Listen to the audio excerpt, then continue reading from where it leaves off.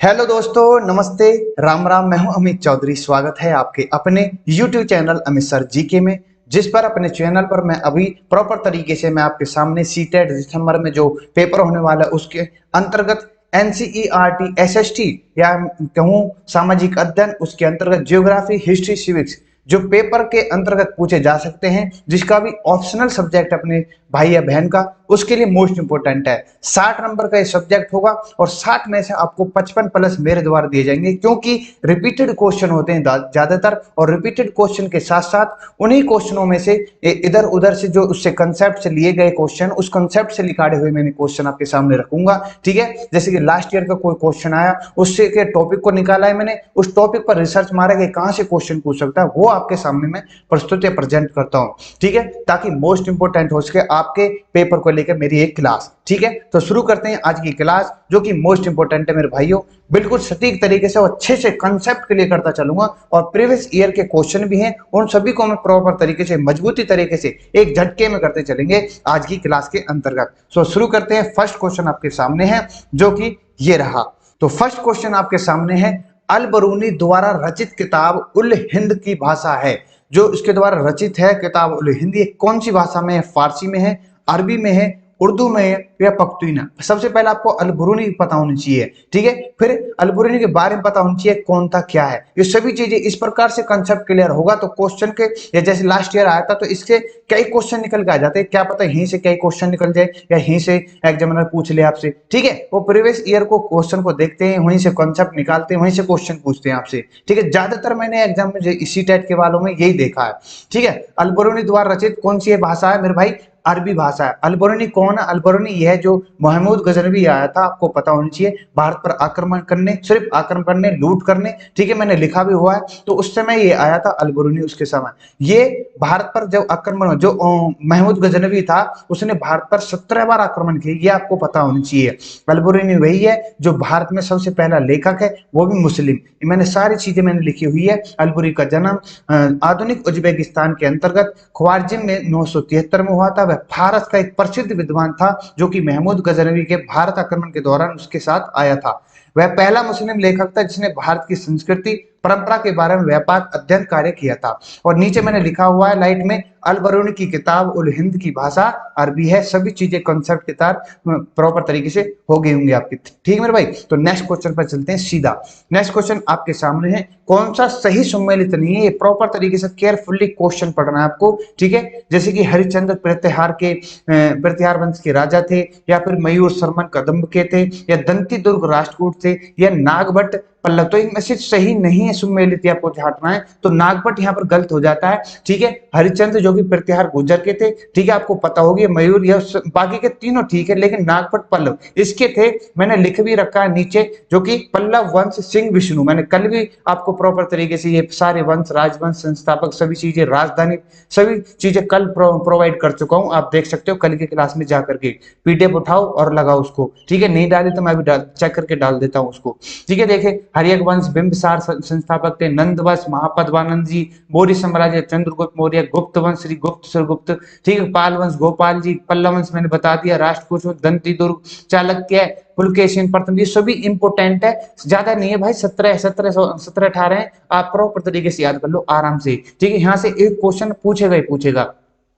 Next question की तरफ चलते हैं। निम्नलिखित भाषा युगों में कौन सी सही सुमेलित नहीं है? अब आपको सही सुमेलित नहीं है, वो आपको मऊबारी जो है आंध्र प्रदेश में बोली जाती है, या द्वार समुद्र कर्नाटक में, हिंदवी दिल्ली में, या फिर गोडी बंगाल में। यहाँ पर जो हिंदवी भाषा है वो दिल्ली के अंतर्गत नहीं है, इसका कुछ और माध्यम है, और बाकी की भाषाएं जो हैं उनके अपने राज्य में बोली जाती हैं और देखने को मिलती हैं। ठीक है मेरे भाई, मैं थोड़ा सा इसको एनालिसिस करता चलूंगा। जो ये हिंदवी है, इसके पहले प्रमुख कवि है अमीर खुसरो, और 1253 में 1325 उनका पूरा कार्यकाल रहा है, जन्म से लेकर मृत्यु तक। जिन्होंने नवगठित भाषाओं में दोहे है, सभी इसी भाषा में लिखे, जिसे हिंदवी कहा जाता है। ये आपको पता होनी चाहिए। ठीक है, हिंदवी जो हिंदवी है, या हिंदवी कह लो, का उल्लेख हो सकता है हिंदवी मामला। हिंदुस्तानी भाषा मतलब मध्य इंडो आर्यन भाषा या हिंदी पट्टी की कोई भी भाषा हो सकती है। हिंदी या हिंदुस्तान से कुछ या उससे संबंधित देशों से। ये दूसरा नाम है हिंदुस्तान, हिंदी हिंदुस्तान, ठीक है। ये थोड़ा हट करके, पर लेकिन मैंने जो कंसेप्ट से मुझे लिखाना था वो मिला नहीं, पर लेकिन मैंने आपके सामने ये रख दिया है। अमीर खुसरो जी ने हिंदवी भाषा में थोड़ा अपना लिखा था, जो कि हिंदी और उर्दू दोनों में उन्होंने अपनी जो रचनाएं हैं, जो उल्लेख पहेलियां थी, वो सभी लिखी थी, ठीक है। तो यहाँ पर राइट आंसर हो जाता है जो कि है हिंदवी। दिल्ली के अंतर्गत ऐसे कोई कॉन्टेक्ट नहीं है, लेकिन मऊबारी है आंध्र प्रदेश में, ऐसे पूछ सकता है। द्वार समुद्री भाषा किसकी है, कृषि राज्य की, ये पूछ सकता है। गोडी किसकी है, ये सब पूछ सकता है। तो प्रॉपर तरीके से बने रहो, बढ़िया तरीके से इसी तरीके से करवाता रहूंगा, ठीक है। देखो ये थोड़े से मतलब कलर चेंज हो गए तो इसमें करवा देता हूं मैं आपको। नेक्स्ट क्वेश्चन आपके सामने, सुल्ताना का सपना, बिल्कुल आराम से करवाऊंगा, ठीक है। 1905 की बंगाली नारीवादी यूटोपियन कहानी किसके द्वारा लिखी गई है? ये देखो मोस्ट इंपोर्टेंट क्वेश्चन है, ठीक है, हिंदी इंग्लिश में।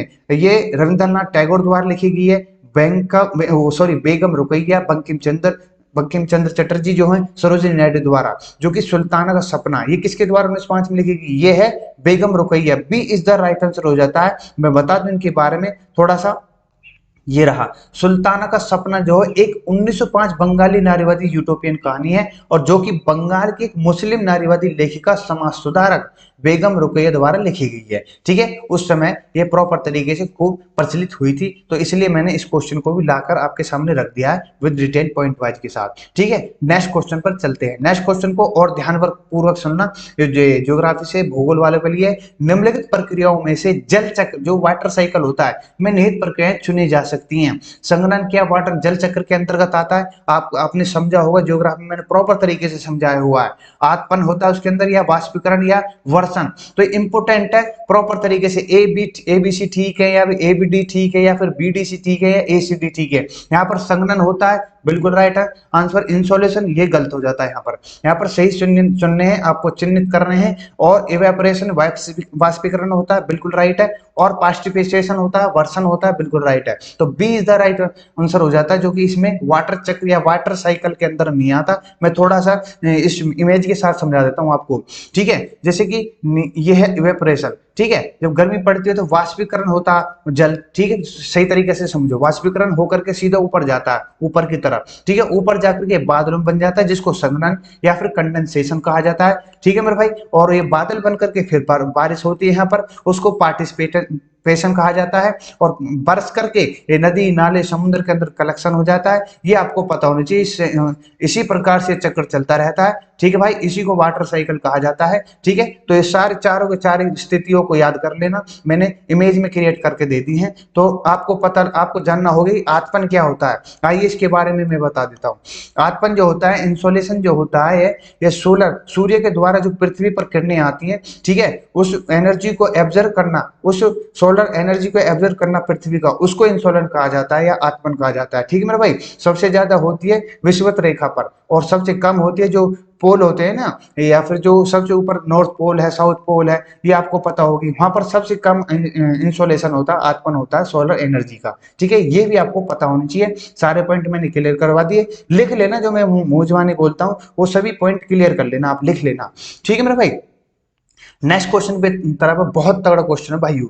लैंड ब्रिज और सी ब्रिज, या सथल समीर या समुद्र समीर और लू कौन सी पवनें होती हैं, ये आपको पता होनी चाहिए। ये मौसमी पवनें होती हैं, मौसमी पवनें, इन सभी के बारे में भी बताऊंगा। ग्रही पवनें होती हैं, या फिर स्थानीय पवनें होती है, स्थायी पवनें होती हैं।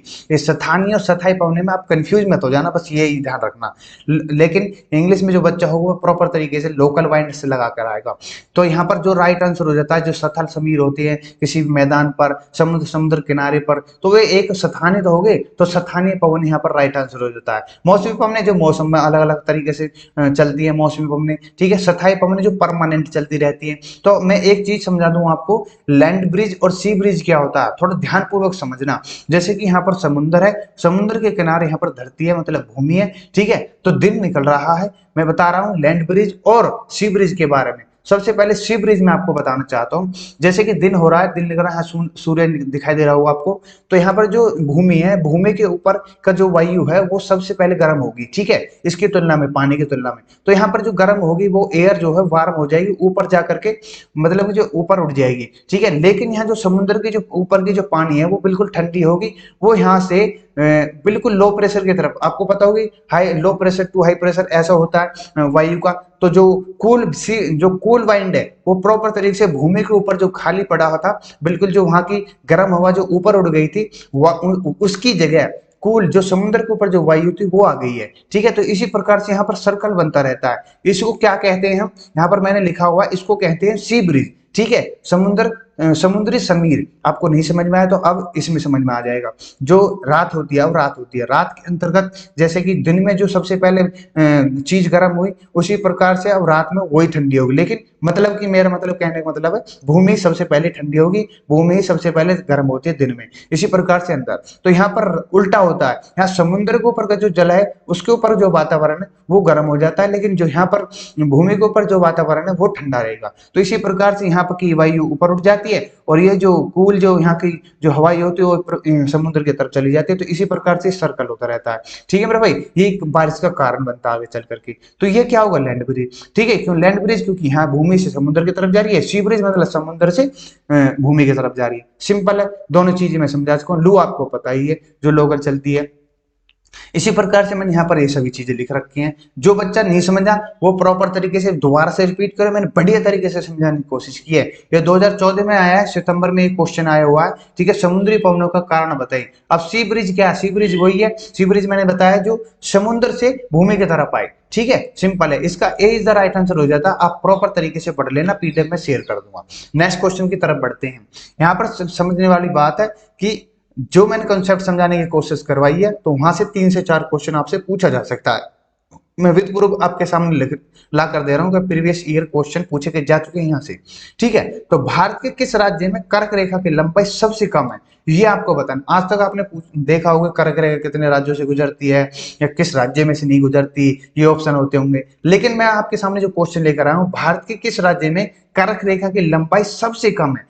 छत्तीसगढ़, राजस्थान, पश्चिम बंगाल, झारखंड। तो बहुत से बच्चे इसको देख करके थोड़ा सा परेशान हो गए होंगे। तो यहाँ पर मैं राइट आंसर आपको बता देता हूँ, राजस्थान। वो राजस्थान है जहां पर सबसे कम कर्क रेखा गुजरती है। ठीक है, आपको पता होगी 8 राज्य हैं। ठीक है, 8 राज्यों में से ये अपनी जो कर्क रेखा ट्रॉपिक ऑफ कैंसर है वो गुजरती है। 8 राज्य कौन कौन से हैं? गुजरात है, राजस्थान है, मध्य प्रदेश है, झारखंड है, छत्तीसगढ़ है, वेस्ट बंगाल है, त्रिपुरा है, मिजोरम।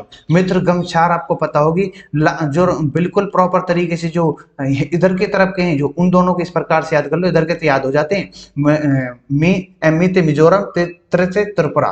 ठीक है, तो इन दोनों को याद कर लेना, बाकी को आप याद कर सकती हो। तो शॉर्टेस्ट जो है सबसे ट्रॉपिक ऑफ कैंसर राजस्थान में और सबसे लॉन्गेस्ट मध्य प्रदेश में। ये यहाँ से क्वेश्चन क्लियर हो जाते हैं सभी के सभी आपके सामने। ठीक है मेरे भाई, नेक्स्ट क्वेश्चन पर चलते हैं।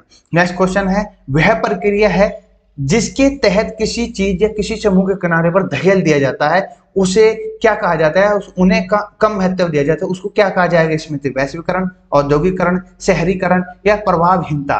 तो किसी ग्रुप में से किसी को धकेल देना, उसको मतलब असमिति से मतलब उसको कुछ अनदेखा कर देना, उसको क्या कहा जाएगा?